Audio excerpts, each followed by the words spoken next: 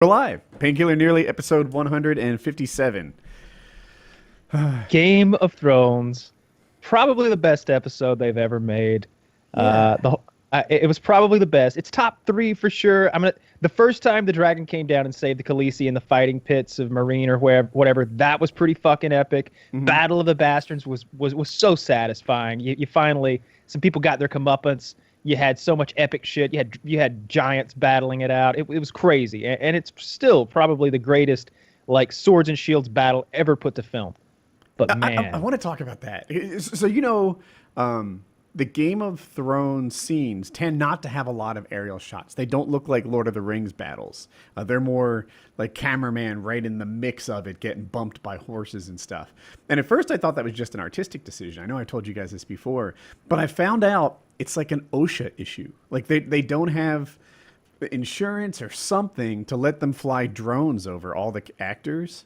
So that's why the cameras tend to be shoulder level for Game of Thrones. Hey, it was on the internet. There's no arguing that. No, but it was like a behind the scenes. Where do they film it? all over. Right? Like Czechoslovakia No, or something. I don't even know. But yeah, apparently that's a big part of the reason why you see very few overhead battle shots there, because they don't have the I don't know, the rights, the equipment, the insurance, whatever it is. I saw it in a behind the scenes thing. Huh, I didn't know that.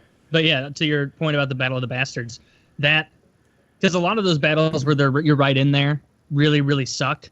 Like the only thing that made the battles in Braveheart, for example, palatable is that I saw them for the first time when I was 12 or whatever it was. But if you go back and you watch Braveheart, good movie, but you watch those battle scenes and it's just some guy in the middle of a group of men just shaking the camera and moving it around, and it's meant to be so quick, fast moving that you disorient yourself and you kind of just get lost in like, oh, the blur of battle, the fog Lots of quick war. cuts. But Lots of quick this cuts. is way, way better than that. It tracks the same guy. You watch two different like swords come down and he dodges them, and it's like, oh, that's pretty dope. Like he just did that. Like if you like in real battle, if you miss one of those swords, you're dead. And so Yeah. of course he was doing this kind of shit all the time, dipping and diving and dodging. But yeah, I thought this most recent episode, as far as the action scenes, since we're just talking about the action scene for now with the ice people and the White Walkers and the dragons, that was a little below Battle of the Bastards for me. Because I think Battle of the Bastards was better orchestrated, but maybe you guys disagree. Sometimes when I see it, and I'm like, I think that's the best episode of Game of Thrones ever. Can that be? Or am I just suffering from I don't know what it'd be called. A recency bias. I was just going to say recency bias. Yeah. Am I suffering from a recency bias? And I think back and I'm like, well, which one would be better, right? I liked Battle of the Bastards, but I thought there were lots of slow parts that pulled it down. In my mind, Battle of the Bastards was just a very good fight scene, combined with kind of a satisfying end to Ramsay, and that's it. Whereas this, like, there was, I don't know, I liked it more. As I think it through, like, maybe I am suffering from a recency bias, but I like this more. I thought there was better character development. I liked Jon going under I liked all of it. I liked all of it so much. It was really There was good. a lot of It's definitely not that one trounces the other one. They're both very good. Both there was a scenes. lot of fan service in this episode, which I felt could have been Is that bad? better. Yeah, but it's bad when you just like take. It's like eating a dinner of brownies. Like Is that there's bad? not a yeah. It's like eating a dinner of brownies. At the end of it, your teeth hurt a little bit, and your tummy hurts because you didn't get any meat and potatoes. So like that whole time when they were walking, every conversation they had when they were walking was epic, because you've got these characters like who normally don't discourse with one another talking about important shit. There was no talk about the weather or, oh, it's very cold, isn't it? No, none of that shit. You got Jon talking to Jorah about the family sword. So important. Such an interesting scene, because you want to know, what does Jorah think when he sees his daddy's sword on this guy's hip and he's carved a new pummel on it? He doesn't know that like his dad carved that pummel. Maybe he thinks that's a sign of disrespect that Jon is showing. So that's a huge moment when he's like, you know, I didn't do this to your sword. Your dad did it, and then he gave it to me. But you should maybe have it back. And he's like, oh, no. I didn't even request it. Yeah. So that was big. And then you got Tormund talking to the Hound about whether or not like Tormund likes dick or not. And he's like, dick? He's like, cock. Oh, no, I like pussy. Like, I love that whole Dude, scene. And it the comes scene up, where Brienne comes up. Yeah, that was one of the highlights in dialogue. Like that, it's like chaos is a ladder. him talking about Brienne. Like that dialogue for me was awesome. And I wish I could remember the lines like Kyle does, but he's like, oh yeah, I got a woman back at home. Oh, you with her? Well, not really with her. He's like, does she look at you mean like she wants to kill you? So you do know her. And it was just like, yeah, it was great. It was that great. whole thing was good. But the thing is, like, here's where that should have been. It's the pacing. And I'm not talking about the fast forward mode. I'm okay with that at this point, I suppose, because I don't have any other choice. But it's more about the distribution. It's how they sort out the courses of the meal. Like lots of brownies in one spot. Here's what I would have liked a little bit better. When they were stuck on that rock in the middle of the lake, not a lot happened there. They could have taken one of those conversations that occurred while they were walking and nothing was happening, throw that at nighttime on the island in the middle of the lake, because they would have had to spend like a day and a half, 2 days there for the Raven to make its way and then the Khaleesi to make it back. Show us that a little bit of time is passing. The audience appreciates that so much when even if it's just a 30-second scene that lets you know that, oh shit, a day and a half have passed. They're thinking about eating that burned red shirt guy over there whose name never comes up. I like just about everything about it. When they're out there on that's a good idea. I think Tormund maybe should have died. I hate to say it because he's one of my favorite characters. But when he was getting drug into the ice, I was like, doo, doo, doo, doo, my heart's pounding, and I'm like, and then they pull him out. I'm like, oh man, if he had died, I think that whole thing would have been really a lot more. I thought he was gonna die. I thought too. I thought that made sense as a way for Jon to kind of fully gain control of the wildlings, and they'd finally be like, well, Tormund trusted you and we have no option, so we're with Jon Snow too now, and it'd be another uniting effort. Yes. Here's what I would have liked to have seen, but I wouldn't like that to be the way Tormund dies, because that's kind of a bitchy death. Here's what I would have liked to have seen. What if like Tormund challenges the Night King? Like what if he's like talking shit to the Night King, and the Night King's like, all right, everybody, step aside. Big man wants to fight. And the Night King steps down with his ice spear or whatever, and he and Tormund have a fight where Tormund is getting the worst of it, big time. It's clear from this fight that, like, oh shit, like, we're not even equipped for this. But just as Tormund's about to die, he throws one of those dragon stone daggers into the Ice King's belly, and everybody's like, oh, we got him! And then the Ice King's like, fuck you, pulls it out and speaks for the first time. Like, I don't know, he drops like a Hasta La Vista baby level like one-liner and like destroys Tormund right there. It's time for you to chill. Yeah. Oh god. Oh, how horrible would that? How much would that ruin it? Watch again. And then like Jon Snow, all the main characters are like, oh shit, we don't even know how to kill this guy. Because one of the things I like when those little tidbits for us is like, if you look closely, at first I was like, why doesn't Jorah have a sword? Where's Jorah's sword? And then I realized that Jorah and Tormund each are double fisting dragon glass weapons. Tormund has a hatchet in one hand and a blade in the other, and they're fucking machine gunning through the dead. That's why they're able to survive for so long on the rock. They're one hit killing these things with these magic weapons. Everybody in the crowd has a magic weapon. We all know from Nazi Zombies how useful that is. Insta-kill. Insta-kill. So it's I like that a lot. I love the fucking fire swords. I have a thing I want to throw. So I got this on the internet, and it's one of those observations that I didn't really make myself, but liked afterwards. So there's the Night King, and then there's White Walkers, and then there's Whites. White Walkers are the long-haired kind of lieutenants underneath the king, and then Whites are the mindless zombies. To make a mindless zombie, you just kind of raise them, or they become them, like Walking Dead style, after you kill them, and suddenly they just sort of come to life. To make a White Walker, you touch a baby, and then they grow up as a White Walker. Well, the thing is, when they pulled the dragon out, he didn't become a white. Like, he touched his face and did the White Walker thing. Like, somehow the dragon could possibly be more than just like the polar bear or whatever, that he could be like a lieutenant or something higher, because it was the face touch conversion to the blue eyes, not just a general dead dude. How would the end result differ, I guess? Because as I look, what I think an ice dragon is going to be able to do, it's going to be sentient enough. It's not going to be like coming up with like battle plans on its own, because Khaleesi's dragons don't really do that. They just obey orders. So I expect it to be like an RC ice breathing death machine that I I just gotta believe the Night King's gonna ride that motherfucker. He's gonna ride that motherfucker 100%. Next episode. There's no, yeah, I think he rides it. I haven't seen any teasers, any spoilers, anything like that. But just my own like the way this should go down if you're making a fucking show. You know, like I made the guess weeks ago that like yeah, eventually dragons are just gonna like rape the shit out of oceans of whites. Like of course they are. That's what everybody wants to see. Why would they deny us that when it's so easy to do? You're So, like, right, but it the turns zombie- out that's totally a gonna dangerous ride it. occupation. Dragons last about It 3 is, minutes it's doing fucking- that.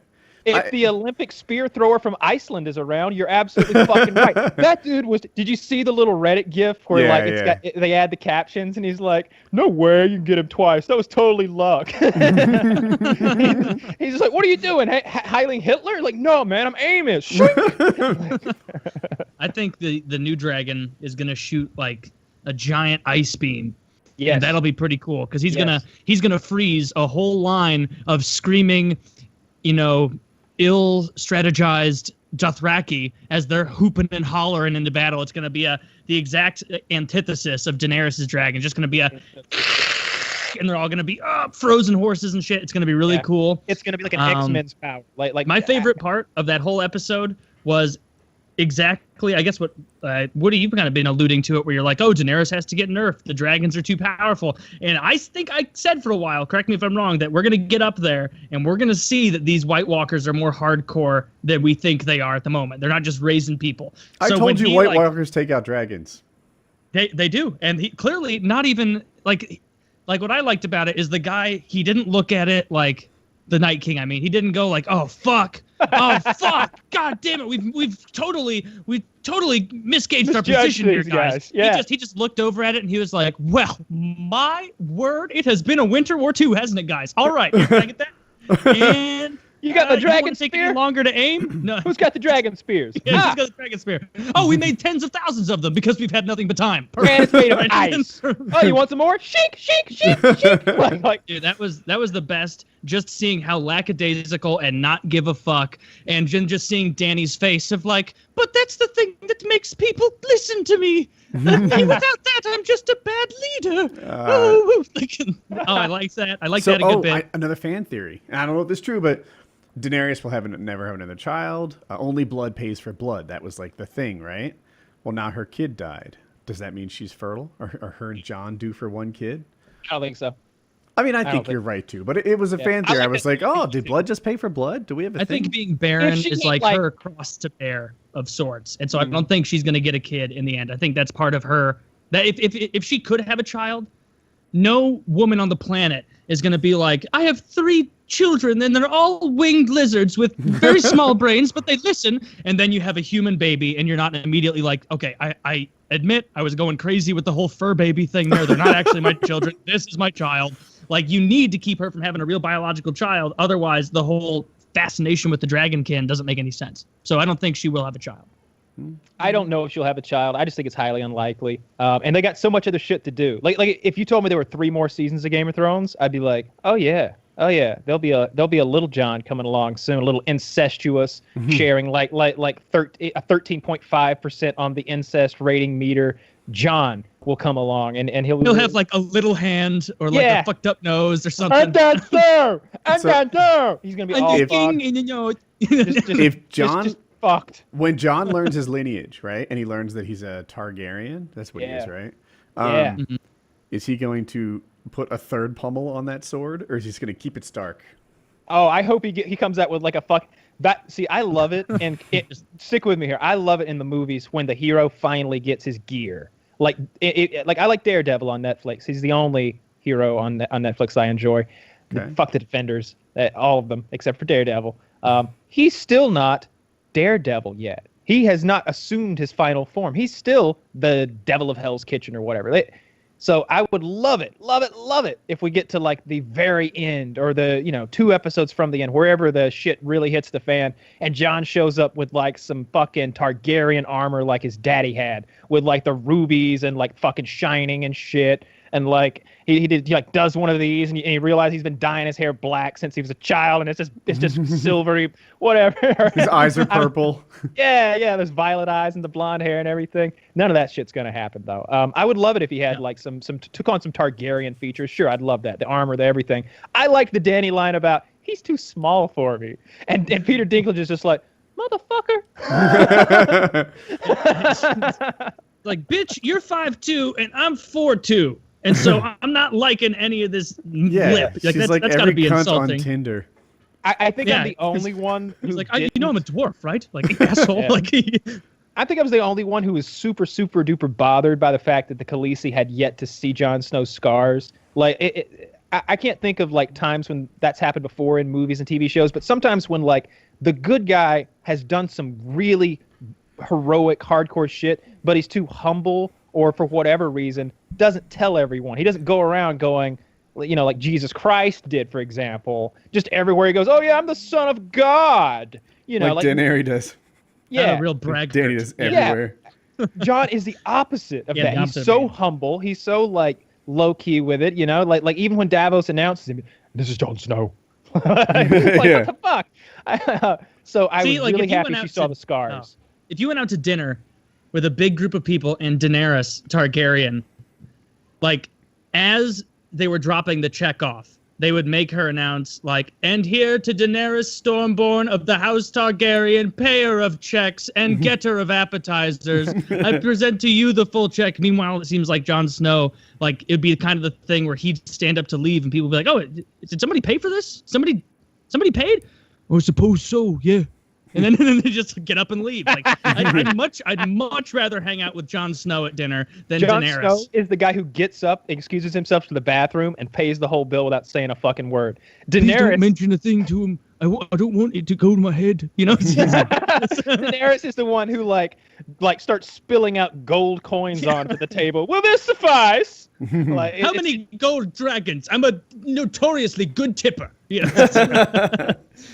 Oh, you know what I liked is almost like a punishment for Gendry for not getting jacked and not, you know, rowing the way he should have. Right as the battle is about to start, they're like, Gendry, you run off and tell someone what the issue is here. And they stole his hammer from him because he would have been too slow otherwise. But that's what you get, Gendry. That's what Someone said it. I don't know if it was Kyle or Chiz, but they're like, it was you. Kyle's like, yeah, clearly Gendry's been working on cardio all this time, and it paid off. I told Taylor, I'm like, Taylor, you're much bigger than fucking Gendry. I'm pretty sure you could whip Gendry's ass. Like first of all, Gendry's 5'8", right? 5'9", 5'10", tops. Actors are often short. He's just, there's no way that guy can bench more than 200 pounds. He just doesn't look like he has it. But he didn't need to. He needed to be able to run 20 fucking miles in the snow. That was his skill. That was what he needed to do. That's what it's all been about for this guy. They needed to send him on the running errand because otherwise he dies, right? There's no way that you can send Gendry onto that island and then get him back again and the audience not go, really? They got Thoros of Myr, the fucking like red priest of Dawn or whatever the fuck polar he bear was. got him, though. Well, the polar bear got him and then he succumbed to his wounds or whatever, like a bitch. Yeah, Speaking at the end of the day, polar though, Gendry, if you put two dragon glass daggers in the Hound's hands, he probably could have survived another 20 minutes. Yeah. Like, the whole time being angry, I just want some pig's feet at the end of the day. And he's up there fucking fighting. But you give Gendry that, no chance. Because you need at least a little bit of precision time, which that's another thing.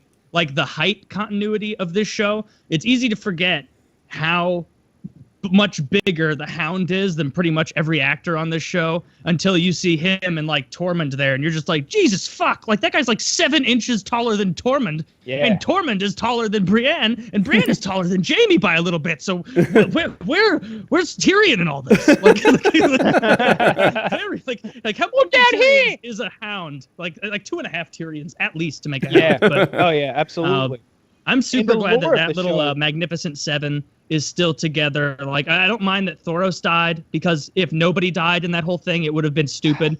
It's borderline stupid that more people didn't die. I think it's good that more people didn't die, because it was always a Game of Thrones cliche that people die. Like, they defied expectations by having people live, which is the opposite of everything else. I haven't been too upset by the timing of it, but this is the one timing aspect that was stupid and horrible, where they're on this rock, they send a guy running 20 miles, which takes in and of itself A day. No. At least a day. This is assuming that Gendry had been practicing snow sprinting in between his rowing. 4 and I hours. sincerely doubt I brought my to snow run. shoes. It would take 4 him hours is so a good long. marathon time, and Gendry looks fit. I'm gonna say 8 hours because he's in the snow and he's been there once. He's probably Of gonna get course, lost. you're right. And it's, yeah. it's gonna I take think I 8, can- 10, 12 hours. that And would be the then best you and then you assume that it's the fastest raven in history. Send Speedy. We don't have time for the rest. And they send that raven. And let's They had assume one that Peregrine Falcon on like loner. yeah, they have one Peregrine Falcon. And that's it. They send that, and apparently, like the Raven Master is like reading it with binoculars from a distance. Like, hurry, we have to tell Danny of this message. And then before the dragons are even fed, they're fucking on the way back. Like this is a week-long thing. Going like they're the top of the kingdom to the higher than the top of the kingdom to the bottom of the kingdom. I seem to Not be the one bottom. of the It's few not the people bottom.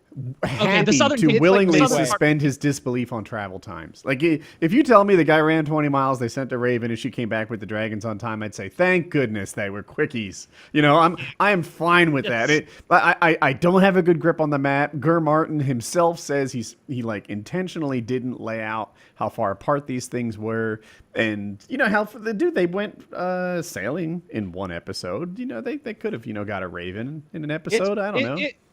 I don't care about that. I'm trying to see. I'm what happy that the story's progressing and that that they're doing Oh, it Last here was my Kingdom issue. style.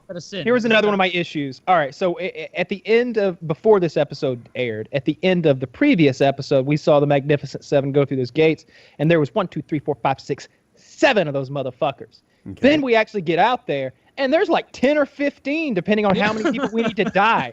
All right, it's varying constantly. Every shot, there's a different amount of people. They throw an extra guy. The Hound must have like one guy up under his cloak. Oh, that's my cloak, red shirt. He stays in there. I do. Like, where did that guy come from? Okay, I understand. I love that there was a Dothraki guy there, because like, why wouldn't Daenerys send one of her like many thousands of screamers with the crew? He's there with his Dothraki spear, clearly trying to alpha male that group by leading leading them all. And all of them are too badass to even care. They're like, look at him out front. Never been north of the wall, he has. Oh, I remember my first time in the snow. Yeah. and of course they're like, You didn't think this was good shirt weather, did you? No? Yeah. the bears have blue I'd eyes. have recommended pants. Yeah. So that motherfucker immediately gets eaten. They don't even show his body. He just gets turned to a splatter, right? Literally turned to a splatter. Then then there's a guy who falls off the cliff. I guess I'm gonna call it a cliff. The steep part of the little island in the middle of the lake. He falls off and gets like eviscerated, like blood splatters everywhere, and he becomes a splatter. And I think there was a third red shirt, and red shirts for the uninitiated.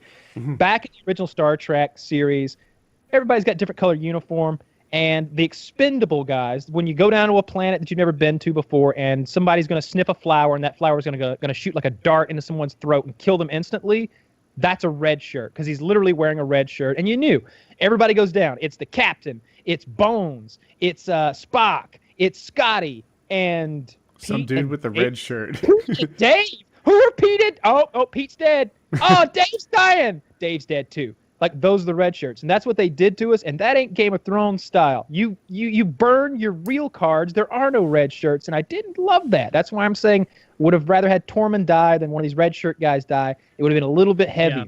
But It would have meant so. I didn't Tormund has a notice, purpose. like, to what you were saying with those red shirt guys, I didn't know that saying about what a red shirt was. So that's good to know.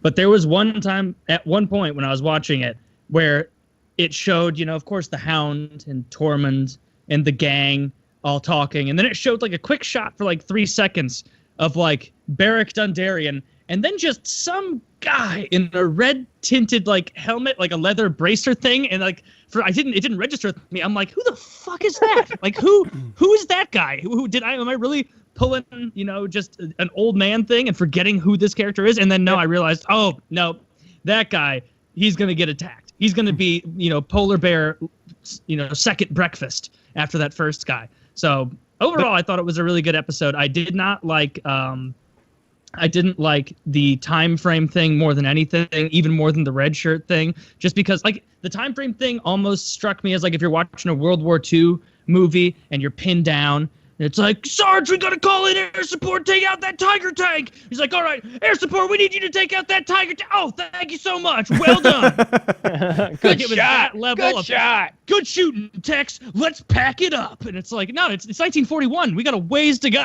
Exactly. See you back at base or like whatever the fuck. It's like, no, this went way too fast. That didn't make sense. There should have been at least 2 or 3 more deaths. And if they were going to make any that made sense, it should have been Barrick, or not Barrick. It should have been Barrick in the service of saving John, and then Tormund. That whole scene could have been saved, and I'll tell you how. You take the whole talk about Brienne between Tormund and the Hound, and you put it on that island, and then you have Jon spout up about Ygritte. And then you have Jorah mention something about the Khaleesi. And then Jon's like, she is pretty hot. and then you maybe have a little tension between Jorah and Jon talking about how fucking hot she is or something. And they're all like, oh, I've never seen a dragon queen's titties. You've seen them, Jorah. And he's like, oh, I've seen them a few times. and then Every night when I close my eyes. Yeah, imagine that scene. And then that scene gives you a little bit of time passing because either it's nighttime, we're all gathered around the fire that is Thoros because they burned his body. I like that they burned his body. They had to, exactly. And if I've been going back and watching. There's a YouTube channel that follows individual characters from beginning of story to the end, just focusing on one character. So I really enjoy that. There's one about Qyburn, the Cersei's like mad scientist of a maester, and you go all the way back to Harrenhal when Roose Bolton and Robb Stark rescue him for the first time, and then all the way fast forward to now, and you can really like pick up any fragments that you missed from doing that. I love the episode. It was top tier. It's top 3 for sure. It might be the best ever. It really was excellent, and we're just picking at little scabs at it. I don't tend to dwell on like little timing things or whatever. I just think that one blew my mind. Can I think of one that's better? It might be the best. It might be the best episode of the best show ever made. I mean, it was. What part did you guys like, or what I guess really stuck out? Because obviously everybody's big thing is going to be that battle and the dragon and all that. What else about the episode really stuck out to you? Was like, this is really a good one. It was the bear. And that's not putting it on the spot. I agree with you. It was one of the best. I liked Tormund, was that his name? The wildling redhead dude, and clinging, the Hound talking. I liked their conversation a ton. It's amazing I follow the show at all by fucking up all their names. Klingon. What's his name? Klingon. Clegane is what I was going for. Anyway, I don't know. The whole thing was magic. I want to watch it again. I feel like I just walked away with a really impressive experience, but when pressed for details as to why it was so great, like Danny's conversation with John at the end when he was willing to bend the knee and such. It's like I hope she blows him. Convincing him was a good moment. Tormund's talked about Mance Rayder. And he's like, how many people died for his pride? And that totally stuck in John's head. Then you got, lots of fan service, right? You got Uncle Benjen riding in, get out of here. And then as soon as that horse rode away, I bet he was like, oh shit, I have plenty of time. Fuck. Horses can take 2 people, huh? This is like the end of Titanic. If I turn back now, I look like an idiot. That's all this is the path I've chose. Yes. He didn't even start running to try to get away. Like he was, all right, here we go. Fuck.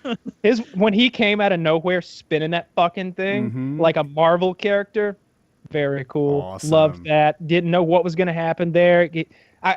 He's frozen solid. How's he going to make it? Everyone acts like one character died. 2 died. And some red shirts. Yeah, I don't care about Uncle Ginger. He was technically already dead. His heart was no longer beating. He'd been living in that quasi dead / alive world. He had to die, and this was his best way of dying. That if he showed up an hour earlier, though, right? Like if he could have come up behind the White Walkers and choked out the Night King with that chain, that probably would have been more helpful, Benjen. Just saying, where were you? I hear fan service a lot as if it's an insult, but I think I like fan service. I think I like shows that tell the story, that give us what we want. Everybody wants a Clegane Bowl, right? What do you mean by fan service? No. Just so I understand. I've been reading it on the internet a lot. I don't know if Kyle has too, but They're No, but giving fans are- fans what they want, and somehow that's a negative. When you're playing to the fans rather than playing to the honesty of the narrative that you've been telling to us for 70 fucking hours so far. That kind of irks me. It's like, nah, that's not the show I've been watching. It's not the show where you just like give me everything I want and just like it's like the writers have been reading Reddit comments. Like it feels good, but it's a dinner of brownies to me at some point. I just wish it were spread out more. All these treats. It seems like they're just cramming a lot of brownies down our throat this episode, and I needed it a little more spread will out. say Like, this. You can I tell think it's because they have so many good ideas for conversation and so many little tidbits like the Tormund and the Hound thing. Like it's so good, but in all of their heads and of course everybody else's heads, we know this shit's wrapping up, and so they're having to take the probably a remaining 4 seasons worth of like rewarding build up and whatnot and stuff that's like that conversation that was so truncated in this episode. It could have been 3 or 4 minutes longer if you had more seasons and whatnot. And now they're being forced to put it into such a tight package that it seems like, oh, I'm just eating gumdrop after gumdrop. Like I'm not earning these big heaps, you know? If the show was made by perfect people, then somewhere back in season 3 it would have been sped up a little, and somewhere here in season 7 it could be slowed down a little to where every episode was great. But, you know, we are where we are, and I don't mind them. I don't mind these playoff games being better than regular games.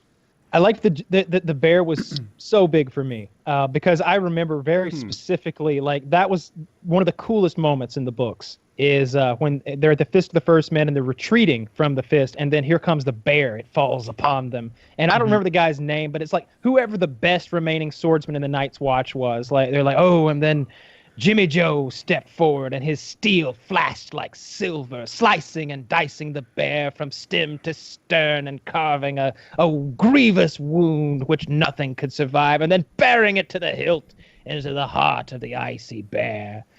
And then the bear turned upon him and ripped his head from his body and roared. And it was just like, oh my God, the best of them just like sliced and diced this bear expertly, like just carved it up like a turkey. And then the bear just cut him down. And everybody watches it and they're just like, oh, what will we do? So these bears were built up as so hardcore that I was like, man, if they ever put that bear on screen, I'm going to love it. And that bear showed up and it was every bit as badass as they described it. It took the whole fucking group. If they'd had 3 bears, game over. Clegane was terrified. Worthless piece of shit saw the it was sword. on fire. That was a fire bear. Fire bear. Yeah. That was a fire bear. Like, see, this is what I think. Like, if you put me in charge, you don't even have to make me a White Walker. Just let me. If they hired me on as a tactical consultant, and they were like, "All right, Taylor, so we're thinking about attacking here, and what we're gonna. All right, what are you gonna do, Mr. Night King? Well, we're just gonna kind of throw everything we have at him. It's just gonna be a big wave. And it's no. How many bears do you have? You have 3,000 bears. Where are they?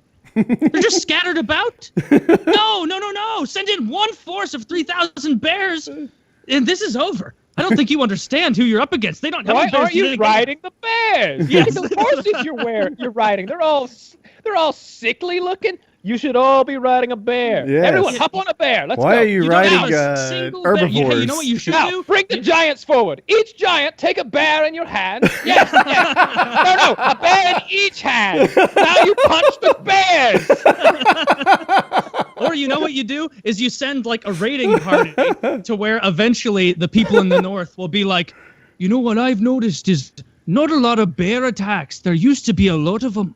And then they realize over time, like, the White Walkers have been stealing all the bears, taking them up there, turning them into monsters. We're Scottish, this close to the wall, you'll notice. But they stole a lot of bears, all of our animals. You don't get this analysis on Nerdwriter. Yes, like, we need bears with giants and hands. That's what I would do. I would make sure that we were all organized, send in the bears first, but it would be a month-long process of we're going to send raiding parties, we're going to take all the most dangerous animals. Why are we not limiting ourselves? Why are we limiting ourselves to land here? Why not see about sea beasts? These are possibilities. We know that there's a kraken out there. You know, maybe one well-placed can turn it. Who knows? That's why I'm a consultant. You know, they just bring me on. I see how I can help. You're an idea man. Yeah, I'd love an ice kraken. I'm a big picture guy. I hope we get some explanation about the religions in this thing at some point. You know, like they talk about the Lord of Light constantly, and to a lesser extent the Drowned God and the Seven and all that stuff. I want to know if it's all one guy or if there's like a Mount Olympus up there and these guys are all like duking it out or like what's going on. I'd like a little glimpse into that. That you want to give me some fan service. That's what I'm hungry for. I want to see this. I think it's all the Lord of Light. I think it's all one thing. It's not The nice though thing because about the Lord of Light is he proves he's real. You know, a lot of these other guys don't do anything. They just pray to them and hope that they help. Lord of Light kills people. He brings people back to life. He's actually real. I'm struggling to think if we've gotten evidence that any of the other gods are legit. Like have we ever seen some power? I guess. Well, that's coming from like the Children of the Forest, old timey magic. That's like the old gods, right? Yeah, that's the old gods. That's the trees. Yeah, that's the old gods. Yeah, that's the gods. Their god thing is kind of like if all of the Nordic gods and all the Greek gods and all the Hindu gods, and they're all real, but they're all on like in different areas on different levels of power, maybe. So like maybe the old gods are real, but they're just way weaker than the Lord of Light or something, or maybe or disinterested. They could have tons of power, but they're like worried about some other thing. They're on Earth. Yeah. They could be. See, they never considered that about gods. Is like if you were a god and you ran a whole universe, like as a person, you're like, oh, well, they probably want to listen to like our feedback, our customer service, so to speak.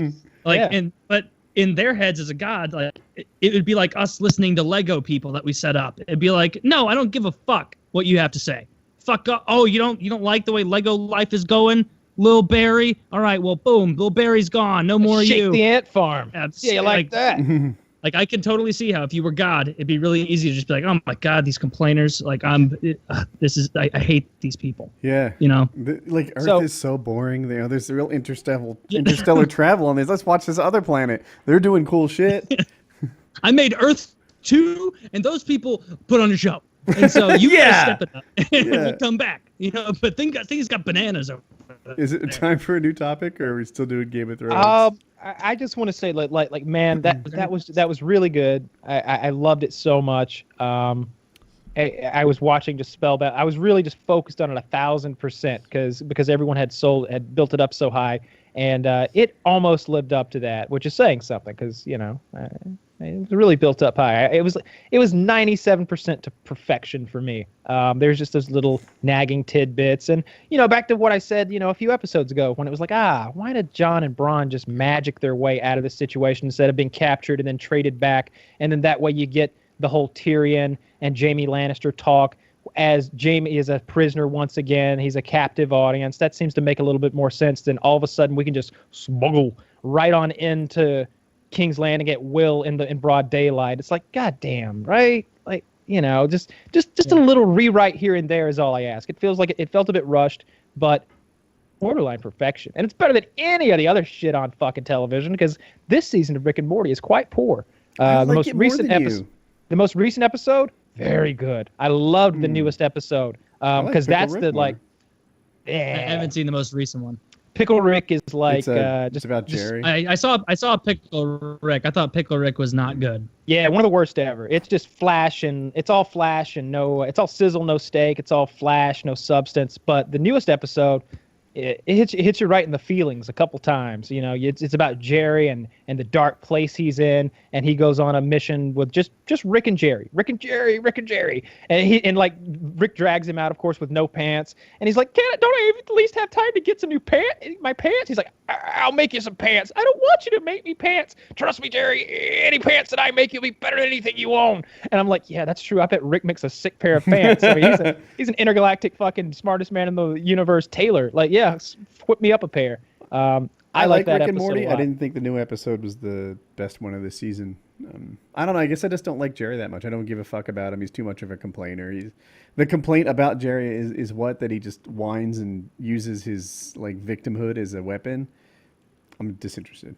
Jerry grew as a character. So did Rick. They learned so much about each other. They experienced 1,000 lifetimes together. Here's what Rick fucked him in the ass.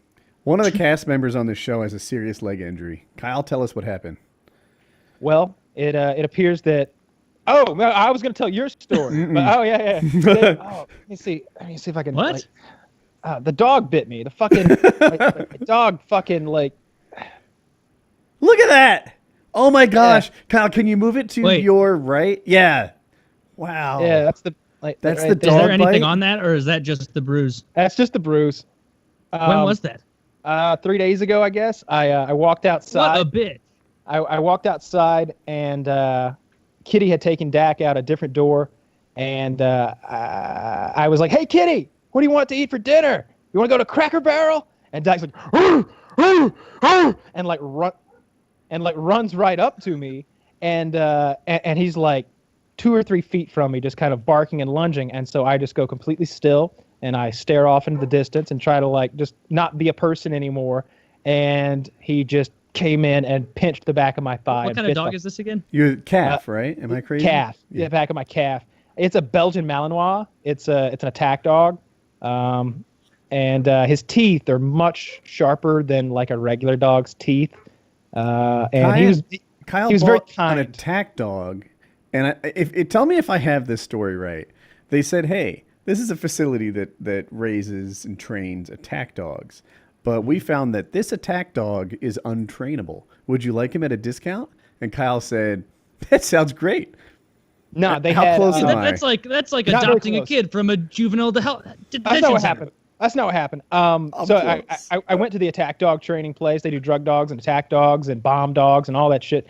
And I was like, and he shows me his dog, and he's like, "Samson, give me a Miller Lite." And Samson runs in the other room, opens the refrigerator, gets out a fucking Miller Lite, closes the door behind him, and brings it to this dude. And I was like, "Whoa!" And I'd already seen him do all of his other stuff, running through obstacle courses on command and like attacking me on command, and all that shit. I was sold. And I was like, "Dude, how much for one of these dogs?" And he's like, $13,000. And I was like, "Fuck that." Wow. And he's like, "But I've got this one over here that knows about 6 commands, and he would make an excellent pet. And he'll attack, he'll sit, he'll stay, he'll lie down, which is what, pocking." Oh, he wasn't defective it's in some way. I plots. thought that was true. In no way. No, no, in no way was he defective. He was just not fully trained. He'd had like 1 year of training rather than like 3 years of training or whatever it is. Like he was a junior attack dog, and they hadn't invested enough time in him for him to be worth $13,000. He wasn't a certified, ready to be sold to the military attack dog. He was somewhere in between a pet and an attack dog, and so that cost $3,000. And so I was like, give me that one. And so got him back, and it just didn't go well between he and I. We never really got along that well. How long was it between the purchase and the realization it was a mistake? Man, it wasn't long before he was in his kennel, which is like a little kennel, because like he was in the house at the time, and we had just went out to go get some food, and he ate the cushion in the kennel, and then like vomited it up and shat it out, and then like ate the vomit and the shit, and then like vomited and shit the shit out again. He like shat out the vomit and vomited out the shit, and like it was like, and it created the most, and then it all went in his special dog bowl, which is like unflippable. It's one of these dog bowls that has a lid, and then it's like a funnel. So like the shit vomit cushion is like down in there. So like you have to like clean it out by hand. And I just remember being outside, like spraying it with a hose and brushing it and just. I knew right then I'd fucked up. Like, why don't I get a Jack Russell Terrier like my dad? This little thing you throw on your arm that shits turds the size of your pinky. Like instead I've got this big monster. And then I took it out for that walk that time, and I had my katana on my back. And while I was walking, I was like, "Oh, look at this like tall weed like bush above by my mailbox. I'm just gonna chop all these weeds down." And I shink pull my thing out like I'm Donatello or something and start and like take one swack at him. And he saw that and reacted to it really strongly, and like wraps himself around the mailbox with his leash and pulls so hard that he pulls the mailbox out of the ground, and then somehow gets out of a full body shoulder harness and runs away into the night. He did that like 3 times, this thing where he would just run away, and this $3,000 fucking dog is just on the loose somewhere, and you'd chase him in a car and be like, "Dak, no, come back." And he'd go, "Later." And just bing, take off, and he would leave and be gone, and you'd have to track him down. After like maybe once or twice of that, didn't you want him to stay gone? Yes, 100% I did, and they kept finding him. The last time it happened, he was like Who's tied they? up. Kitty. Kitty? Yeah. Kitty. Dude, would give find- that fucking dog away. It's Kitty's dog. See, that's the thing. It went from being Oh. my dog to Kitty's dog throughout that whole process, and now it is like bonded and stuck with her. It's It Kitty's chose dog. Kitty. and she has about 75, 85% control over him, I would say. Because she was like, Oh, that's not enough for an attack dog. Are you shitting me? No, I'm not shitting you. That's not why he enough bit at me. all. She was standing right there when he bit me. She was going, "No, Dad, don't bite him." And I'm like, "Don't intercede." Oh, like she always wants to like, "No, don't do it, Dad." And I'm like, "Your high-pitched squeals are are driving him into a fervor. Like he thinks you're in danger. He thinks you're crying. like you're hyping him up. If you weren't here, we'd be cool. Like you caused this." And so like I try to stay away from him. She keeps him in her bedroom or in his kennel, and keeps him on a leash and everything. But he's bad news if I'm there. Like it's not like, oh yeah, he barks at me. It's like, no, he bites me. He comes at You me. can with occasionally That get along with sucks. him though, like because I was there. under very specific like situations. Like if you're sitting on the floor on a couch and like he gets put on the couch and Kitty's not there, well then I'm the only human here. Like yeah, I can pet him and he'll let me pet him and we'll be straight. But if like she's walking him down the corridor and he suddenly sees me, he just goes into a ferocious bark, just freaking the fuck out. And there's no amount of bacon or like petting or speaking to him kindly that's going to solve that. He has identified me as a problem and wants no part of me. Because Yeah, I've done that there's thing with no him way I where I would was deal on with the that. couch and like his head's on my lap and he appears to like me. And I'm like, aha, 2 or 3 days of being good to this dog, letting him know that I'm a friend has paid off. And now he and I are on good terms. No, he will revoke that friendship. His emotional bank account has a fucking hole at the bottom and it drains all the time. And you just pour more and more into it and you think you've done something, but it turns out it's empty again. He has personality. He is not a dumb like animal that you can just be like, "Hey, I got bacon. I'm your man now." And he's like, "Oh yeah, you got the bacon balls." He's like, "Nah, I remember you, motherfucker. You can scratch me all you want." It's just like us. Like if someone you hated like came up and like did a kind thing for you once, you'd be like, "I mean, I'll eat this delicious pie you baked me, you cocksucker, because I don't know what poison is because I'm a dog, but in no way does this make us straight." I don't give any delicious. credit to the dog for being smart. It's a retard who at this point has not figured out that who the smart dog is? The one who walks by and when bacon is presented, he goes, "Oh, this is a pretty good gig. Just sit down and shut up, get fed." Do you know what a retarded, stupid dog does? Is it walks through the home of someone it's lived its entire life with another person that it's lived its entire life with, and gets angry for no reason. It knows that nobody's made happy by that. Unless that dog is stone cold, pants on head retarded, it cannot think that barking at you all the time is making Kitty, its preferred human, any happier. For a long Like, time, there's just no Kitty way. It's wanted just to some dogs are castrate just the shitty, dog. Is just that what like you call people. it when they fix it? Kitty wanted Yeah, to take the neuter. dog's balls, neuter. And Kyle was the only thing between a pair of scissors and that dog. Yeah. Metaphorically. And I think you eventually got him neutered, Literally. right? Yeah. Literally. Well, the scissors was the... Yeah, but... I bet they use some little scissors, right? Like I wouldn't know. I pictured a scalpel, but you could be right. They always matter. say, snip, snip. In any case, like it has been neutered since then, and like that didn't calm him down a bit. That It didn't- might have worked Pissed him better off. if you did it younger. Like Perhaps. I know that with But- some Yeah. dogs they say 18 months. You wait longer than that, and they hang on to those male tendencies, aggressiveness and such a little longer. Yeah. I don't But who know. knows? All I know is that like in the future, my dogs will always be those little fuckers that like it doesn't matter if he's a machine gun. Like I always see this debate about pit bulls, and I do think that pit bulls are inherently aggressive, but I don't think they're the only dogs that are inherently aggressive Oh towards no, people. of course not. I've met so many little dogs that are machine guns that'll just and you're just like, bring it, motherfucker. What are you gonna do? Boom! Like, it's just a little fucking like 15-pound piece of shit. Like if you nip me and break the blood, I'm gonna spank your ass. My grandpa didn't play that shit. It still doesn't play that shit with dogs. He's obviously a farmer in southern Missouri. And like when he brings up stories of like, yep, I remember when you were real little, Taylor, we had a dog named Felicia. It ran up and bit a little boy right on the chest. Ran back. His grandpa came over and told me what happened. I was like, what? So what'd you have to do? Just keep it in the cage? He's like, oh, no, went out and shot it. Shot it, threw it away. And That's it was what like, happened. Yeah. okay, I like how many times does that happen with different dogs? Like, oh, shit. Oh, well. That's great. A dog bit me when I was a child. A Rottweiler bit me in the face when I was a kid. I was maybe Really? 6. I don't have a scar. It didn't bite me badly. I was just all slobbery, but it meant it. It was like, "Arr!"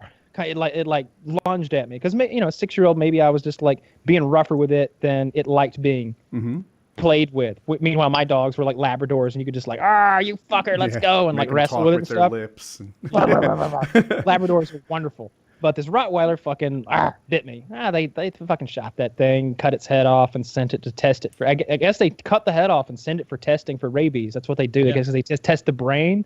As a kid, that seems so barbaric. It was like, it didn't register to me that they needed to cut off the head for like a scientific reason, medical reason, or whatever. It was like, so that's what they do. They beheaded it. There's a canine guillotine where they like strap it down with no morphine or anything and just chop its head off.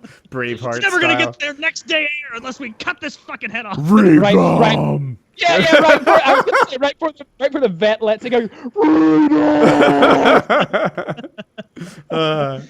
Yeah, fuck that dog. That sucks about your leg, man. I you know what? No, I was jokingly like talking about my bullshit leg wound today, and because yours is actually a serious injury that we're all, you know, hoping you pull heal through up from on. quickly. Yeah, so Well, it's not nearly as bad of a prognosis as you initially thought. Like, it's pretty quick compared, like, your healing, I mean, now, right? So I go back and forth on that. You might be slightly out of date. So what happened is the first ortho surgeon told me 3 months.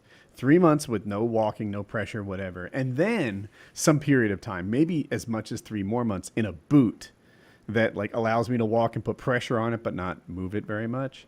And it was like 6 months. Like, oh my gosh, you know, like I don't do well being held down like that, and I will be very unhappy, and I won't be as good a husband, a father, a dog owner, etc. And so I started looking on the internet, and I found stuff that said 6 weeks you heal. But I've since read some more, and they're like, yeah, it takes about 6 weeks to heal a broken ankle, except for the very severe ones. And the very severe ones, multiple bones are broken. Sometimes very severe ones can involve surgery or even metal plates in the worst scenarios. And then it was like, in really, really bad ones, sometimes the foot gets like dislodged from where it belongs. The surgeon has to put the foot back and then like put all the bones around it. And I'm like, I am just checking every box in this very everything I've said so far describes my injury. So I have an ortho guy that I love. I've been playing this game on, you know, throwaway account mode since I was 12. So I've got, you know, a lot of experience with my ortho doctor and stuff. And like I said before, he worked for the Packers, the Indianapolis Colts, the Hurricanes. He's a sports medicine guy, and he has the same attitude around like these injuries that I do. Like, you know, all right, how much PT can we throw at this thing? How can we make it better? And by the way, we're not looking to just like hop into a car again. We're looking to do fun shit again on the other side of this. Like, what does it take? I see him Friday. So this show and the next show, I'll still be in the dark. That's PKA. And then on Friday, the day after PKA, I'll meet with him and I'll learn something. Yeah. I would be like, hey, I'm open-minded here. So if you want to put me in an oxygen tent, yeah, you got some stem cells back there, whatever, you know. I'm going to mention that. And yeah, like you said, I'm open-minded here. You know, maybe we'll throw some cash at it. You can fuck it. Like I heard Dana White talk about his stem cell treatment, and they put a needle in him like the size of a Slurpee, and then they suck out like this big blood, whatever, and then they swirl it. It was for his but they take it from his spinal fluid, right? Oh, okay. I sounds like you know too. I don't know, but maybe they got it from his spine. In my head, it was blood. They do something to it, and then they put his own stem cells back into him, and it fixed that ear problem he had. Kyle, are you familiar with the ear problem? Did he have tinnitus? No, he had. I think it's called like Menageries disease or Meninger's disease, something close to that. You know me and names. But what it did is, what is it? Taylor will know this. Your vestibule system, like your sense of up and down and moving around. It's close to that. I'm sorry I'm ruining this. But anyway, no, it's okay. He would get vertigo to the extreme. He's like, you know, you're drunk and you know, you think you're spinning around, but you're not. He's like, that is nothing. He's like, I would grab on to chairs and stuff. It would happen to him. He flies a lot. So he'd be on a plane, his private plane, laying in the aisle, grabbing the bolted down chairs because he feels like he's spinning and the flight has to get somewhere, right? He's like, this is life ruining. He thought he was going to have to leave the UFC over it.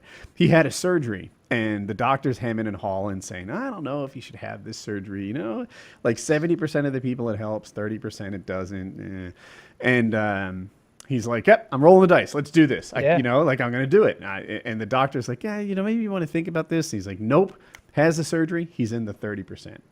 Great. It made it worse. Yeah, So- Dana White's one hell of a liar, but that's true. I think we need him out there to keep getting the entertainment we're getting.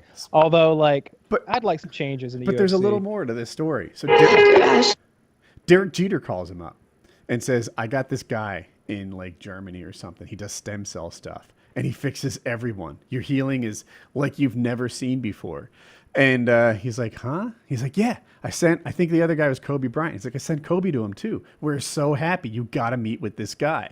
And so he talks to Kobe, and Kobe's same thing. He's like, "Yeah, Dana, you got to get this guy." And that's when he was the thing. I think Kyle said he took like some fluid out of his spine or bone marrow, who the fuck knows, in a needle that he said looked like a Slurpee straw. And then I think they come back like 3 months later after they're done doing something to it, growing they it, put in a whatever. centrifuge and Yeah. separate the parts and Plasma into the all the science happens. Yeah, Yeah. They do Put some it- sciencey the shit. science machine. And then he went for repeated treatments of that, and he's cured.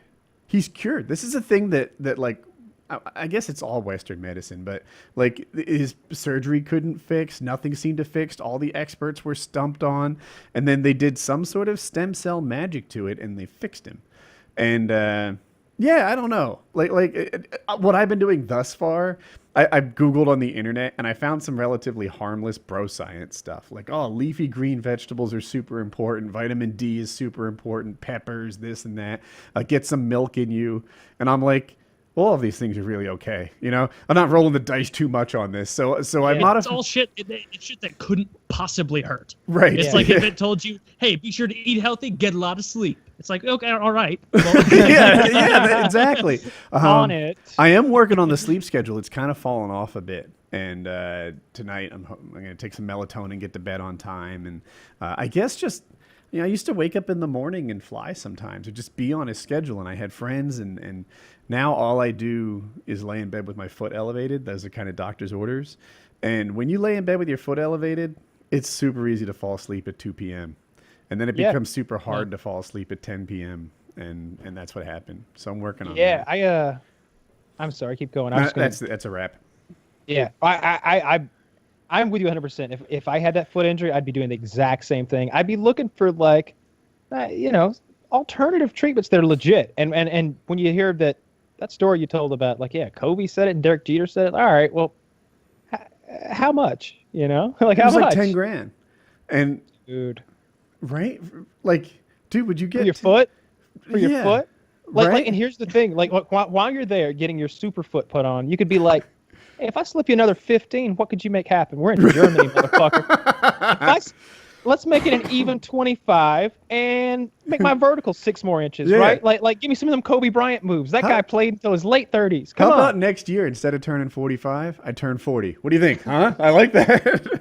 No? I bet if you talk to someone like that, especially because he's German, they've been very They got some Nazi forward-thinking. shit going on over there. Their Yes, scientists have been thank you. working. We have now your reputation for experimental procedures. Yeah, they. Yes, mein Maybe Führer. they do that. So What would you have given you the idea that we would be open for something like that? I kid. I wish I could What? do these accents for my doctor and tell him my line of thinking. But anyway, yeah. So my doctor, I have the fullest confidence in him. He's the guy that fixed my ACL, and I like this about him. I think I might have told this before. When Joe Lozon broke my hand, possibly Kyle, I went to my doctor and he didn't operate. He was like, "You need a specialist on this." He's like, he said, "If your hand was vanilla, I'd be your guy, but you are Rocky Road." And he sent me to a hand specialist. And even that like raised my opinion of him. Because, rather than be like, "Oh yeah, you need a haircut, sit right here in the chair. I do haircuts." I hate that. Yeah.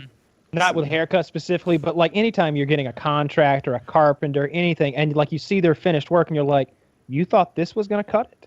You thought this is what I wanted? No, I want a guy who is like if you hired somebody to cut your bushes, like you want a topiary expert, right? I want fucking giraffes Right. and gazelles out If I there. wanted Don't it to just- suck, I'd have done it myself. Like it's not even on that side. It's like up long, you fool. Like you want a pro sometimes, and people aren't I've been watching a lot of Gordon Ramsay, and it's Okay. super satisfying because he does he's got like 8 different programs, but the gist of it is always that he's going to teach some people how to cook who think they know how to cook, but they don't know how to cook. And to see them like be in that state of like self-delusion where they're like, yo, lots of people like my food. I don't know what the problem is. And he's like, your food is shit. It's shit. And you're like, and he has to bring like one guy in Denver had these pizzas. He's like, I don't think there's anything wrong with my pizza. And Gordon literally has to like take his pizza, a frozen pizza, and the best pizza in town, and get like 100-person survey. He's like, 87% of the people liked this $30 pizza from the best place in town. 10% like the frozen pizza, and three out of 100 people preferred your shitty ass pizza. And he's like, are you gonna change your ways? And he's like, nah. Nah, we don't need more than 3% of the pizza market. Some people just admit that they're not the man and their field of supposed expertise. But when you see someone who is humble about that, they're like, look, the most important thing is you. So let's get you to Johnny Big Dicks over there. He solves everybody's problems, like, or wherever. Like the idea that there's some guy. I like that it's in Germany too for some reason. Like, because I feel like they haven't been restricted by a George W. Bush at any point, who was like stem cells He are did evil. do that, yeah. Yes, he did. You know, that never happened to them. So I feel like, why wouldn't they be a little bit more advanced than us at those techniques? Like, maybe they're grinding up fetuses over there. I don't care. I don't care if they literally vacuum the living fetus out and grind it in a food processor. If it makes feet better, do it. That sounds I mean, like... we should probably have some standards. You might I mean, be that's going a pretty. little That's like, Yeah, like, it's easy to have even, standards when like, you're if- limping around, dude, right? seriously, if like Hitler was all about eugenics, but if like a slideshow got brought, like poster board got brought to him and showed him like, mein Führer, this is how it is going, he'd be like, oh my goodness. I know we are doing the whole concentration camp thing, but I think we've really run out the evil tap on that. This is enough. We are done with. Oh my God! Oh Jesus Christ! They're going to find this shit and burn it. Yeah. My God. Nah, he'd been on board for that shit. Like he was looking at stuff with the occult and trying to use satanic powers to win that fucking war. So he'd have been down with a little fetus sucking. No, I'm okay with them sucking the fetuses out. Like, you know, I don't care. These 8, are 9, all 10 years old, whatever. mothers who made this choice, right? Like, you don't just get to like cull No, the you pop. just roll up to some pregnant chick with a shop vac and make it happen. Of course, they Well, volunteer. they made their that fetus. choice. Well, you what know, if they didn't 6 of one, volunteer, half but they're dozen of another. Jewish? Now, you grow your own fetuses. There should be big plants where they're just cranking out fetuses. Clone the same one a million times over. Find like whatever fetus has the genetic predisposition to make a lot of stem cells. Like, oh yeah, like this one's got 20% more. Look how big and plump it is with stem cells. Like, and just grind them the fuck up. Clone 1 billion of them. And just No, run around these aren't- sticking people with this shit. Like These a aren't random- overripe tomatoes. Yes, they Build up are. themselves in this Yes, one. they are. Grow them in like I just imagine row upon row upon row of like big, oversized pink IV bags with amniotic fluid in them and little fetuses in them, like growing until they're ripe. And then you just boop, you pluck your fetus down, grind it up or whatever, and get those stem cells That out. is the creepiest shit imaginable. Yeah, it's creepy until all of a sudden, like, your paralyzed uncle can walk, and like your mom who like couldn't speak yesterday is like telling you she loves you. Fuck those unborn like sacks of meat. Fuck them. Yeah, it's funny. It wasn't until late in my life, probably older than Kyle is now, that I started to see babies as people. Like, I remember I'd watch like Law and Order episodes where like a 1-day-old got thrown in a dumpster, and my thought process, evil as it seems to current me, would be like, you know, at least it was just an infant. You know, it wasn't like it had thoughts and feelings and care, and you know, That's like the opposite of what most people think. It is, It's it they is. go, oh my God, see, I don't understand this at all. I've known babies were people ever since I was one. 1-day-old baby is really like a puppy in terms of its development, right? Like if a 9-year-old dies, it's tragic, especially if it was a good-looking 9-year-old, right? But if it was a 1-day-old, then that 1-day-old is barely aware of it's not current me. I see Taylor doing the digging, but the 1-day-old is just, you know, barely aware of what's happening. It doesn't know its guarantee- mom. I guarantee there's a warehouse full of Chinese babies just growing somewhere. The Chinese do not have any scruples about this bullshit. Like half of them are Buddhist, right? They believe in reincarnation anyway. Like they don't like. Why would they care? Like None this of is the None future. of this is true. None of this is accurate. It's absolutely true. Well, I mean, some of them Jump on they're board, Taylor. It was originally Shintoism, where Team they could Evil's pray to having the a great rocks and time the over here. trees. And they switched over to Buddhism. I watched the whole John Oliver thing about the Dalai Lama recently. Oh, then you must be Now- really informed. Oh, totally. That's all. John I'm Oliver- based, was he smarmy in a British accent, He pretending went- talking down even to his better. Second Amendment rights? no, he went and met the Dalai Lama and like had a whole conversation with him because like the thing is that the Dalai Lama has to discover the child who is going or he picks a guy called like the Shishi Dalai Lama or something, and that guy has to find like who's going to be the next reincarnation of the Dalai Lama. So he picked that child like years ago. He picked this little kid. He's like, oh, this kid is the reincarnation of like the something Lama or whatever. He will be the one to find my reincarnation once I die. The Chinese government locked up that 3-year-old baby and took it, never to be seen again. And whenever they're asked about it, the press release says like, he's doing fine. He wants you to respect his privacy. He's doing fine. And it's like, what? Well, they never seen him again. So he asked the Dalai Lama. He's like, you might be the last one. And he's like, yeah, I might be. You know, it was a really cool conversation he had with the guy. They talk Wow. about Buddhism and Wow, Shintoism and the whole thing. What a fucking fount of wisdom this guy is. Here, I'm gonna read a couple Dalai Lama tweets, and you're gonna tell me if it's a Dalai Lama tweet or if it's a 13-year-old girl. Okay. Okay. Okay. All right. Inner beauty, warm-heartedness, and compassion is what brings about peace of mind. 13-year-old girl. Dalai Lama. That's the Dalai Lama. Ah, okay. We all want to live a happy life, so we have to learn to live together in trust and mutual respect. I'm gonna say Dalai Lama because Dalai you Lama? read that in a 13-year-old girl way as a diversion. I think they're all Dalai Lama. That one's Dalai Lama. Hmm. Education today needs not only to develop our intelligence, but also to support basic human values of warm-heartedness and compassion. Girl. That's a girl. Now it's the Dalai Lama again. Ah, Are they shit. all Dalai Lama? These are all Dalai Lamas. They're all because he tweets like a 13-year-old girl. This is what someone tweets like when they've had an entire life of people going, "You are so smart. Like you really got this figured out, don't you? Like you no. Just no. would Just be because fun everybody is else to says try to be and kind tell- on the internet doesn't mean that you are being redundant. You're not being redundant, Mr. I'm too cool to follow people on Twitter because I have a bunch of sycophants surrounding me. There's no problem with me I here. don't think Here, you I'm just sit in your following fucking anyone right robe now. and tweet about how much we need warm-heartedness and goodness and other What we should vague do nonsense. is take a collection of Dalai Lama tweets and Jaden Smith tweets and see if we can tell them apart. Oh, fuck James that. Smith's tweets are more interesting. I guarantee.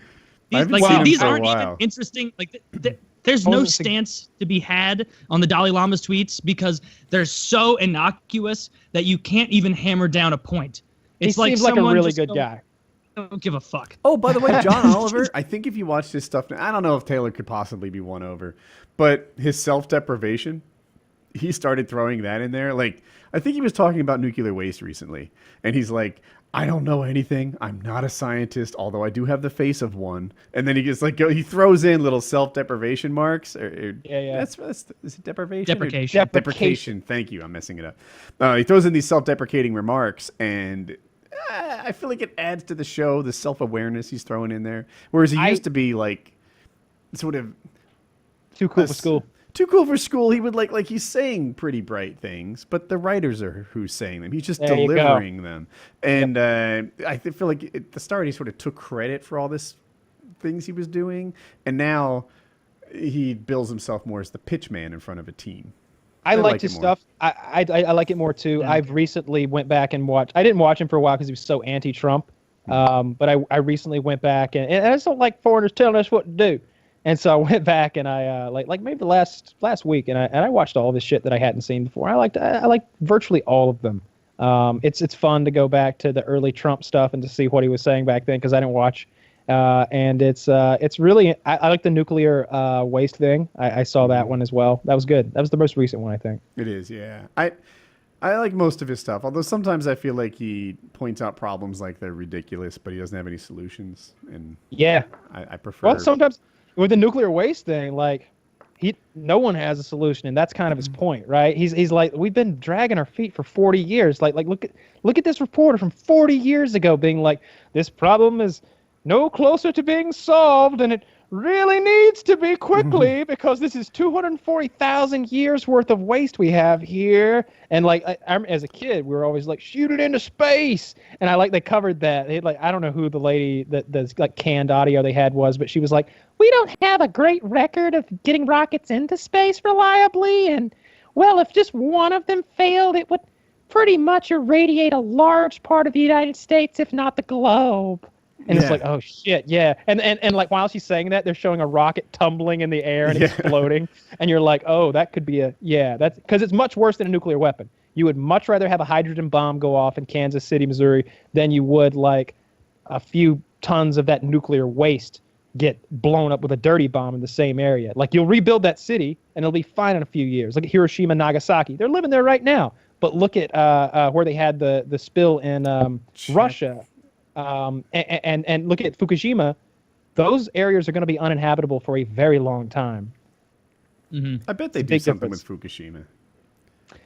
They'll figure it out. Some kind of spray. What they're doing right now is sending dirt and move it and put new dirt in and something. Or just like bomb it all the way through to the other side. To the other side of the planet. That's no. Like if you like, like you just. Oh, okay. All right. Yeah, that's us. Well, then it's not really my problem. It's not, except that they're getting the tuna is getting irradiated, and they've got those radioactive boars and stuff there. And I read those articles about how there's like these really old Japanese guys. Those people are so honorable fuckers who are like volunteering to go. They're like, I only have a few more years left. Send me in to clean up the waste.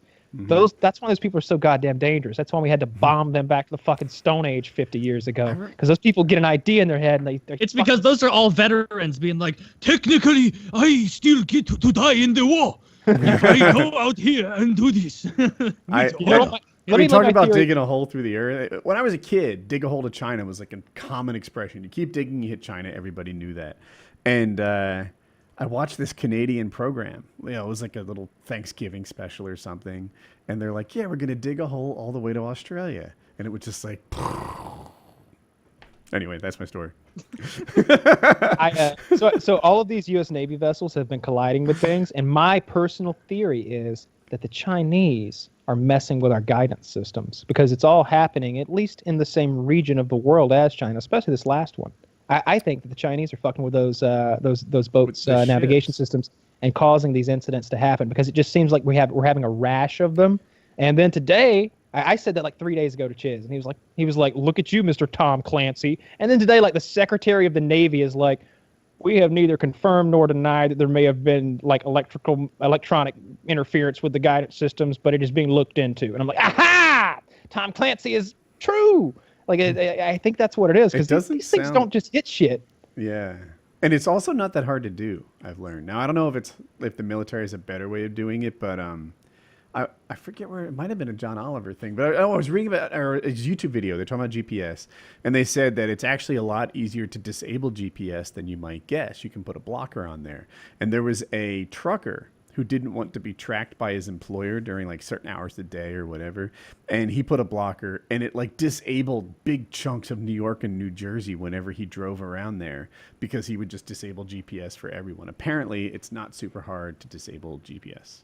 Yeah, but they've got so many systems. I only know because like there's a YouTube channel that I recently watched, and they had like a 10-minute video about the USS John McCain. They were like, the USS John McCain, could it single-handedly defeat North Korea? It was something like that. It was like the USS John McCain, like why China's terrified of this boat. And they talk about like the X-band radar and the Y-band radar. And it's got like, the systems are incredibly sophisticated, and it's the deck of the boat and its armaments are all modular. And what I mean by that is you've just got some square holes that you could put any weapon system in depending on what it's going to do. So if you need lots of torpedoes, it can just do nothing but torpedoes. It could be like hundreds of torpedoes. But if you need lots of anti-air, you could just put the anti-air stuff in there. It's got like 4 or 5 different weapon systems that do everything from ship to ship, ship to air, ship to land, ship to submarine, all that shit. And they can tweak it to be any ratio of those factors. It was incredibly advanced. And then they talked about the radar system and this. I didn't know what X-band radar was, but apparently it means that it doesn't just it's not like it's not always just looking in one direction and like checking stuff out. It's always looking, no matter, and it's got one system that's just always looking 360 degrees in a giant sphere, and then it's got another one that's like focusing in on stuff and being incredibly accurate. It just seems crazy this thing hit a big oil tanker, or rather the oil tanker hit it. You know, it ran into the path of a slow-moving oil tanker. They're talking about, so last time, I forget which ship it was, but the first one that got into a big accident and like 10 people died, they fired the captain and some, like it's the second in command, a couple guys.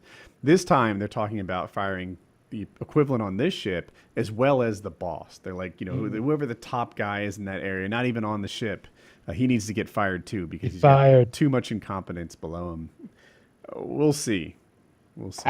I also saw the Navy saying that maybe this has something to do with the fact that we've been like going for like 25 years of war. Like there's got to be some kind of like the guys are tired. They've been going nonstop for too long. They need to stand down for a bit. Like What do maybe you that's think part of of it the too. story lately with the Secret Service? Speaking of going. From what I understand, that's not a new thing. They said that's been a systemic thing since the going back. I think it just didn't get publicized as much. Although Trump's certainly spending a lot of money. He's more expensive. He's more expensive. Bigger family, more trips. New York especially is expensive. Honestly, I don't care. It sounds like the Secret Service needs more funding. If he was able to bankrupt him this fast. So the reason I don't care is, look, love or hate Trump, he's the president of the United States and he needs protection, period, right? You don't get to say favorite president, least favorite president, we protect them differently. No. And is his family more expensive because they're travel and this and that? Yeah. So what? You know, like some presidents are going to be more expensive than other ones. I get it, right? Obama had younger kids. They all moved together. It was simple. Trump has older kids. They're spread out. It's complicated.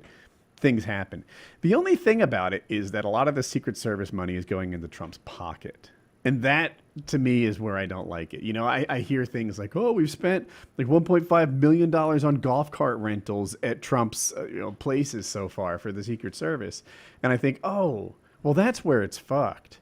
You gotta buy, not rent, bitches. Why is there not a Secret Service golf cart all black and pimped out, 30 horsepower? It looks like no. Woody's right. It looks like not millions. It looks like the Secret Service has spent $60,000 to rent golf carts. I think it's each. Yeah, well, that's what I read. I know that's insane. This is just in Mar-a-Lago. Mar-a-Lago. So those are renting from his own club. Yeah, and that's the frustration. Also, that they're getting hotel rooms at his club. They're getting golf carts at his club. They're getting like a lot of the Secret Service money. Of course, a lot of it goes to the actual salaries, but a lot of it is going back to Trump. So, like every weekend he spends at Mar-a-Lago, or is it Bedminster in New Jersey? Yeah, something like that. And, like every time he goes there, he thinks, oh yeah, that puts another like $3 million in my pocket, because that's what the government spends to protect me. And I just don't like the way that's lined up. I heard him say the White House was a dump, and he just didn't like to be there. He said it was pretty rough. I forgive. Look, I have a lot of issues with Trump. I'm not mad that he said that. It's probably true. Yeah, and then I heard the HVAC system. It's probably not true. I bet it's a pretty nice mansion. I bet it's really nice, but parts of it are old. I have a friend who met with senators, and so he went to a senator's office, and he's like, kind of sucked. He's like, it was an old government office building. The cabinets that he had were those like metal kinds that they're not like wooden and decorative and shitty walnut or something. Yeah, they're it's probably served several senators and they work fine. They were quality cabinets, but they weren't nice. The HVAC system was loud and you had to speak up. And it wasn't like what you'd see at a law office when you're trying to impress prospective clients. Perfect. Yeah, that's great. And because it's like, what are you gonna do? Go to the other government? Fuck off. Wait as long as they tell you to. Yeah. So I'll get you your form in a disorganized and not punctual way. We've all seen the White House. It's amazing, and the carpets are replaced and the drapes and this staff of people upkeeping it. But I'm sure there are aspects of it that are yucky because it's old. Yeah. I don't know. I guess I don't care about how much money.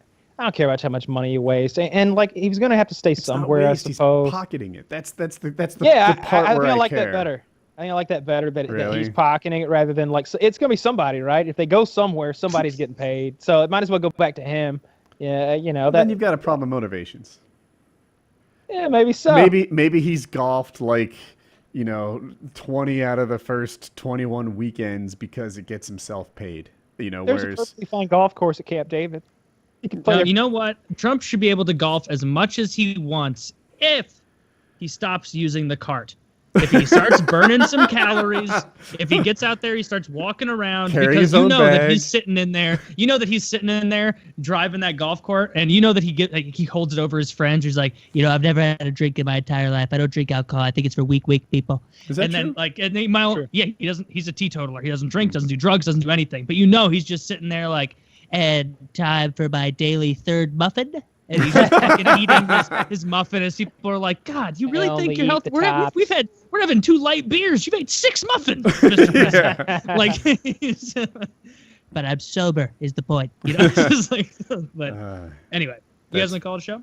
Yeah, sure. I could. All right, so PKN episode 157. I hope you guys liked it. I had fun.